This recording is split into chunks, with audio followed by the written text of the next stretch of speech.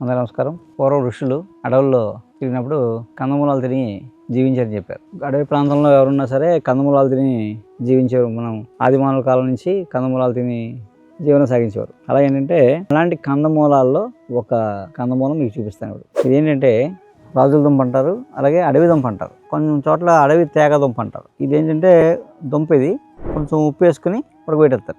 టేస్టీగా ఉంటుంది, బాగుంటుంది అనమాట. ఉప్పు వేసి ఉడకబెట్టి తినేయడం. ఇంకా మంచి బలం, ఇది మంచి ఆరోగ్యం కూడా.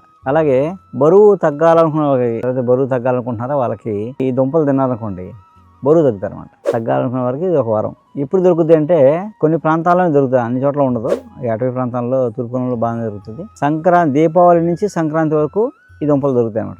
ఇంకోటి దొరికిపోయాక చిడిపోయి అన్నంలా అయిపోద్ది అనమాట. కొంతమంది అందులో రసం కర్రీ తినేస్తారు అనమాట, అన్నంలాగా, అన్నం బదులు అనమాట. అదంటే మంచి బలం, శాంతగా ఆకలేదు, స్లిమ్గా అవుతుంది అనమాట. అడవి దుంప అని పెడతారు. అలాగే అడవి తేగ దుంప అని కూడా అంటారు. కొంచెం ఉప్పేసి ఉడకబెట్టుకుని ఉడికిపోయాక తినేయడం, తొక్క తీసి తినేయడం.